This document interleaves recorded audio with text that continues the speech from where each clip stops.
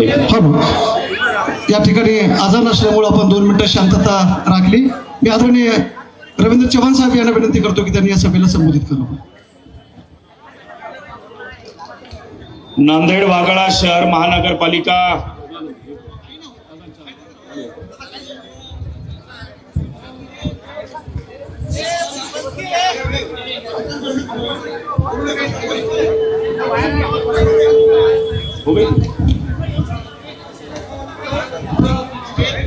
नांदेड वाघाळा शहर महानगरपालिका निवडणुकीच्या अनुषंगाने आज नांदेडला काँग्रेस व वंचित बहुजन आघाडीच्या उमेदवारांच्या प्रचारार्थ या महान जनसभेला संबोधित करण्यासाठी वंचितचे सर्व माननीय श्रद्धेय प्रकाशजी आंबेडकर साहेब, या ठिकाणी वंचित बहुजन आघाडीचे आमचे प्रदेशचे नेते फारुकजी अहमद साहेब, अविनाशजी भोसीकर साहेब, नांदेड दक्षिणचे काँग्रेसचे जिल्हाध्यक्ष माजी आमदार हनुमंतरावजी पाटील, नांदेड उत्तरचे काँग्रेसचे जिल्हाध्यक्ष माननीय राजेश भाऊ पावडे, नांदेड महानगर अध्यक्ष माननीय अब्दुल सत्तार, एकनाथरावजी मोरे श्याम दरग, जिल्हाध्यक्ष शिवाजी भाऊ नरंगले, ऍडव्होकेट सिद्दीकी साहब, इंजिनियर प्रशांतजी इंगोले, महेशजी देशमुख, गोविंदजी दळवी, व्यासपीठावर उपस्थित असलेले सर्व सन्माननीय काँग्रेस आणि वंचितचे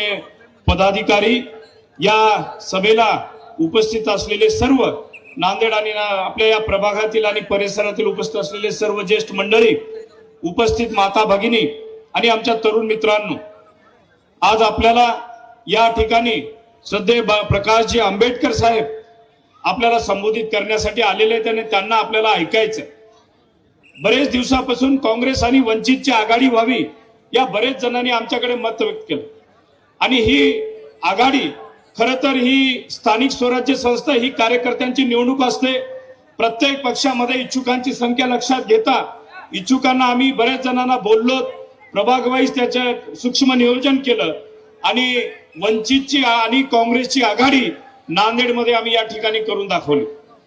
आज वंचित आणि काँग्रेसची आघाडी झाल्यावर अनेकांच्या पोटामध्ये पोटसूळ उठत आहे की बरेच जणांनी प्रयत्नही केले की काँग्रेस आणि वंचितची आघाडी कोणी हालतीमध्ये नांदेडमध्ये झाली नाही पाहिजे, याच्यासाठी खूप शर्तीचे प्रयत्न केले, पण आम्ही त्या ठिकाणी डगमगलो नाही आणि वंचित आणि काँग्रेसच्या पदाधिकाऱ्यांनी मिळून नांदेडमध्ये वंचित आणि काँग्रेसची आघाडी या ठिकाणी घडवून आणलेली आहे। आज आपण बघतो की नांदेड शहर महानगरपालिका आज अनेक वर्ष काँग्रेस पक्षाच्या हातात आहे। या नांदेडचा नागरिक प्रत्येक वेळेस धर्मनिरपेक्ष आहे, सेक्युलर आहे आणि सेक्युलर मतदार या ठिकाणी काँग्रेसच्या पाठीमागे राहिलेला आहे। आज आपण अनेक वर्षापासून नांदेडची महापालिका बघतो, या महापालिकेमध्ये केंद्र सरकारचा निधी आला, राज्य सरकारचा निधी आला, पण या ठिकाणचे जे नेते ज्यांना काँग्रेसनं मोठं केलं, काँग्रेसच्या जीवावर त्यांनी अनेक पदं या ठिकाणी भोगलेले आहेत, ते तुमच्या आमच्या जीवावर या ठिकाणी पदं भोगलेले नेते आज काँग्रेसमध्ये बाहेर पडल्यावर काय म्हणतायत की नांदेडचा विकास या ठिकाणी आम्ही केलेला आहे। मला त्यांना आव्हान आहे, तुम्ही ज्या ठिकाणी या नगरपालिकेमध्ये जेवढा निधी आलेला आहे तो काँग्रेस आणि महाविकास आघाडीच्या काळामध्ये या ठिकाणी निधी आलेला आहे। भाजपनं मागच्या 4 वर्षापासून या ठिकाणी प्रशासक लावलं होतं, प्रशासकच्या काळामध्ये किती निधी आला? भाजपचं सरकार केंद्रात आहे, राज्यात आहे। गेल्या वेळेसही 2017ला मित्रांनो भाजपचं सरकार केंद्रामध्ये होतं, राज्यामध्ये होतं, तरी नांदेडच्या जनतेने काँग्रेसला या ठिकाणी बहुमत दिलेलं होतं। ते लोक म्हणतील की आमचं केंद्रात सरकार आहे, राज्यात सरकार आहे, आम्ही एवढ्या मोठ्या प्रमाणात विकास करू, ते फक्त गप्पा मारतायत। अरे तुम्ही काय गप्पा मारताय? तुमच्या शिवाजीनगर प्रभागातला इतिहास पहिलं बघा। त्या शिवाजीनगरमध्ये ज्या दादराच्या पायथ्याला आजही ट्रॅफिक जाम होते, तुम्ही तिथला ट्रॅफिकचा साधा विषय मिटू शकला नाही, तर या नांदेड शहराचा काय चेहरा मधला बदलणार? आज जे तुम्ही जाहीरनामा या ठिकाणी प्रसिद्ध केलात, त्या जाहीरनाम्यामध्ये आता जे कारण आमच्या इथल्या वक्त्यांनी सांगितलं की ज्या प्रभागामध्ये त्यांची सत्ता नव्हती, जिथं 1 रुपये त्यांनी दिलेला नव्हता, त्या जाहीरनाम्यामध्ये उल्लेख केलेला आहे। आज बरीच मंडळी आमची इथली त्या शिवाजीनगरच्या दादऱ्याहून जातात, रोज जाणं येणं करतात, त्या दादऱ्यावरचे खड्डे सुद्धा यांना बुजवता आलं नाही आणि हे काय नांदेडच्या गप्पा मारणार? आम्ही काँग्रेस आणि वंचित आघाडीच्या माध्यमातून आम्ही या ठिकाणी नांदेडचा पुढच्या 5 वर्षाचा चेहरा बदलल्याशिवाय राहणार नाही। कारण आमचे जे उमेदवार आहेत काँग्रेसचे आणि वंचितचे, जे सर्वसामान्य उमेदवार आहेत, लोकांमध्ये राहणारे उमेदवार आहेत आणि लोकांचे प्रश्नाची जाण असणारे उमेदवार या ठिकाणी आहेत. काँग्रेसनी या ठिकाणी, भाजपनी वेगळे वेगळे फंडे या ठिकाणी अवलंबलेले आहेत की या ठिकाणी जाती जातीमध्ये तेढ निर्माण करण्याचं काम हे भाजप आणि त्यांचे मित्र पक्ष करत आहेत. काल परवा मित्रांनो एक ऑडिओ क्लिप आपल्याला व्हायरल करण्यात आली. त्या ऑडिओ क्लिप मध्ये नांदेडचे मोठे नेते आणि एक सामान्य कार्यकर्ता बोलताना दिसला. ही ऑडिओ क्लिप व्हायरल झालेली नाहीये, व्हायरल करण्यात आलेली आहे, मुद्दाम व्हायरल करण्यात आलेली आहे. असा माझा त्यांना या ठिकाणी सांगायचं आहे की समाजामध्ये त्या ठिकाणी भांडण लावून ते सत्तेवर येऊ पाहत आहेत. ह्या इथल्या जनतेने, सामान्य नागरिकांनी आपल्याला या ठिकाणी वेळीच ओळखलं पाहिजे. आज आपण बघतो की मी आपला खासदार आहे, संसदेमध्ये आहे. आम्ही जेव्हा शपथ घेतली, डॉक्टर बाबासाहेब आंबेडकरांनी जे संविधान भारताला दिलेलं आहे ते संविधान हातात घेऊन शपथ घेतलेली आहे. आमचे नेते माननीय राहुलजी गांधी आणि आम्ही काँग्रेसचे 100 खासदार वेळोवेळी संसदेमध्ये झगडत असतो की डॉक्टर बाबासाहेब आंबेडकरांच्या संविधानाला एका टक्क्याची आम्ही हात लावू देणार नाही. त्याच्या पानालाच काय, त्या संविधानाच्या जवळ येऊ देण्याची ताकद, धमक आमचे नेते राहुलजी गांधी आणि 100 खासदार आम्ही त्या ठिकाणी करत आहोत, रक्षण करत आहोत. या उलट भाजप सत्ताधारीचे जे मनुवादी विचार आहेत, तर मनुवादी विचाराला आपल्याला वेळीच या ठिकाणी ठेचून दाखवायचे. मित्रांनो, यासाठी आपल्याला काँग्रेस आणि वंचित बहुजन आघाडीच्या आमच्या उमेदवाराला विजयी करावं लागेल. आपले या प्रभाग 7 मधले जे उमेदवार आहेत वंचित बहुजन आघाडीचे, माननीय राहुलजी सोनसोळे, शेख अहमदभाई, आमचे राजश्री गोडबोले, प्रशांतजी इंगोले, प्रभाग 6 आमचे कावेरी ढगे, सचिनजी टाले, जोशी सुधाकर, पावडे अशोक आणि आपला लगतचा प्रभाग जो शिवाजीनगर आहे तो आमचा सत्यपाल सावंत, परवीनजी पाशा, सलीमा बेगम, मुन्ना अब्बास भाई, हे सर्व उमेदवार, हे जे नावं घेतलेले उमेदवार आहेत त्या उमेदवारांना तुम्ही बघा. हे सर्वसामान्य लोकांमध्ये राहणारे उमेदवार आहेत आणि यांना सर्वसामान्य लोकांची प्रश्नांची जाण असणारे उमेदवार आहेत.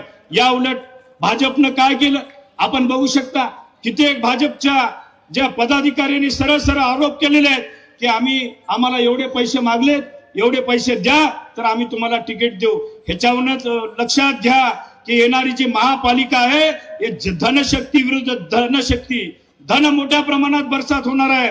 पण आपल्याला धनाला कोणताही प्रलोभन न बळी पडता काँग्रेस आणि वंचितच्या आमच्या उमेदवाराच्या पाठीमागे भक्कमपणे या ठिकाणी उभा लागणार आहे.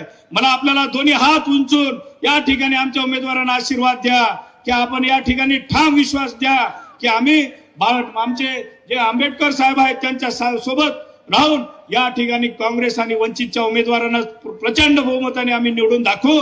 आणि येणाऱ्या जे निकाल आहे महापालिकेचा 16 तारखेला, त्या ठिकाणी काँग्रेस आणि वंचितची सरकार या महापालिकेमध्ये सत्ता या ठिकाणी स्थापन करायचं आहे.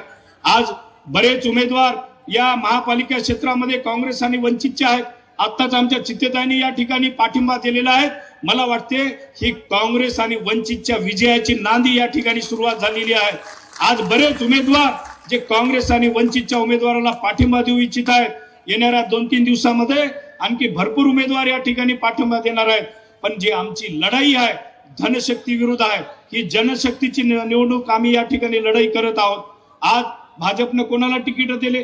सट्टा चालवणारे, मटका चालवणारे, रेती माफिया, पैसेवाल्याला या ठिकाणी निवडणूक दिलेले आहे. याचा विचार करा मित्रांनो. आज पैसा त्या ठिकाणी आपल्याला भरपूर प्रमाणात होतणार आहेत, धनशक्तीचा वापर करणार आहेत. पण आपल्याला कुठेही झुकायचं नाही. या ठिकाणी काँग्रेस आणि वंचितच्या आघाडीला आपल्याला या ठिकाणी आशीर्वाद देऊन प्रचंड प्रमाणात निवडून द्यायचं आहे. एवढीच विनंती आपल्या माध्यमातून आपल्याला सर्वांना करतो. आणि या ठिकाणी भाजपनं बरीच मी म्हणल्याप्रमाणे चाल खेळलेली आहे. बऱ्याच प्रभागात त्यांनी उमेदवार दिलेले नाहीत भाजपने. ते मराठवाडा जनता पार्टीच्या नावावर काही उभा केलेले आहेत. जे मराठवाडा जनता पार्टी धर्माबाद मध्ये आणि आपल्या बिलोली शहरामध्ये मराठवाडा जनता पार्टी अपक्ष जनता पार्टी म्हणून निवडून आलेली आहे. आणि ते निवडून आल्या तिथल्या नगर अध्यक्षांनी भाजपला त्या ठिकाणी पाठिंबा दिलेला आहे. आज या प्रभागातही काही शहर विकास आघाडीच्या नावाच्या खाली काही उमेदवारांनी पाठिंबा म्हणजे उभा केलेला आहे. अब्दुलभाई सत्तारांनी स्पष्ट केलेलं आहे, आमचे शहराचे महानगर अध्यक्ष आहेत, आम्ही कोणीही त्यांच्या पाठीमागे राहणार नाही. जी आपली काँग्रेस वंचितची आघाडी या ठिकाणी झालेली आहे, इमाने इतबारे सर्वांनी मला आपल्याला विनंती करतो, आपण सर्वांनी काँग्रेस वंचित बहुजन आघाडीला सर्वांनी भक्कम पाठिंबा द्यावा एवढीच या ठिकाणी विनंती करतो. आणि येणाऱ्या 16 तारखेला जो महापालिकाचा निकाल लागेल तो काँग्रेस आणि वंचित बहुजन आघाडीच्याच बाजूने लागेल एवढं या ठिकाणी सांगतो. आणि परत एकदा काँग्रेस आणि वंचितच्या आघाडीला आमच्या उमेदवारांना आशीर्वाद रूपी मतदान द्या आणि त्यांना महापालिकामध्ये काम करण्याची संधी उपलब्ध करून द्या एवढीच आपल्याला विनंती करतो आणि थांबतो. जय हिंद, जय महाराष्ट्र, जय संविधान, जय भीम. धन्यवाद खासदार साहेब. नक्की 16 तारखेला या नांदेड जिल्ह्यामध्ये एका नव्या पर्वाची सुरुवात होईल आणि